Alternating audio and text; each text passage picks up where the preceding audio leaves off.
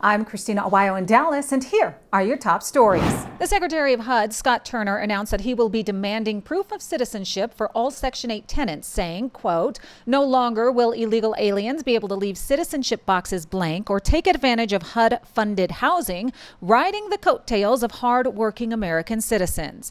The nationwide initiative is to make sure that Section 8 housing and other HUD-funded programs are only being used by U.S. citizens and reinforces President Trump's executive order signed back in February. The directive requires all public housing authorities, PHAs, to conduct a 30-day audit of a resident's legal status to verify citizenship or eligible immigration status. The policy includes requirement that the PHAs provide detailed tenant information, including names, addresses, unit sizes, costs, and proof of citizenship. Non-compliant PHAs risk the losing federal funding.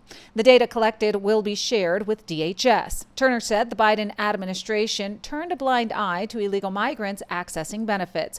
Over 3.2 million households receive HUD funding, taxpayer dollars, each year at a cost of $45 billion. Anti-immigration protests erupt in Japan in a movement called Japanese First that's fueled by President Donald Trump's strength. Thousands of protesters took to the streets of Osaka to voice their opposition to Japan's immigration policies, one of which is inviting African migrants into the country to help with labor shortages. But the migrants are reportedly bringing with them crime, interracial rape, and a disregard for Japanese culture.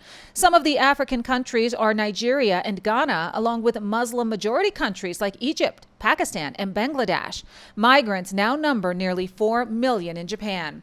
Protests have taken place in cities like Tokyo and Nagoya, displaying the major backlash against Japan's migrant crisis. Protesters argue that the influx of migrants strain public resources and undermine Japan's cultural cohesion. The government's 2023 amendments to the Refugee Recognition Act, which allowed for less deportations of migrants, have been criticized as too lenient. Demonstrators demanding even stricter measures, including limits on permanent residency and cutting off welfare benefits for non-citizens. The rise of groups like Sansedo, which gained 14 seats in the 2025 upper house election, reflects growing support for nationalist policies. The party's mission, inspired by Trump, has resonated with younger voters who are frustrated by economic insecurity and threats to national identity at the hands of migrants. Well, this is the person appointed to a CDC position during the Biden administration who was making health decisions for the country during COVID. Dr. Dimitri Daskalakis, who recently resigned, was appointed to a senior CDC role as part of Biden's push to diversify federal health leadership, DEI. He served as the director of the National Center for Immunization and Respiratory Diseases at the CDC.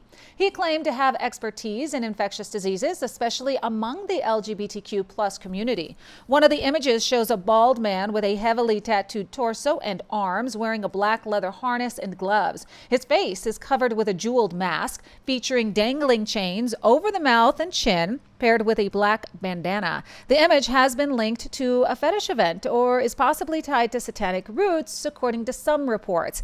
In his resignation letter, he said he was frustrated with President Trump's direction, claiming there was a weaponization of public health. Conservatives are celebrating his resignation as a welcome purge of deep state operatives. However, others are criticizing the agency for allowing members of the swamp to keep positions in the government. His hiring under Biden is seen as emblematic of a period when the CDC was reportedly overrun by progressive ideologues, leading to policies like vaccine mandates. That's what you need to know. In Dallas, Christina Aguayo.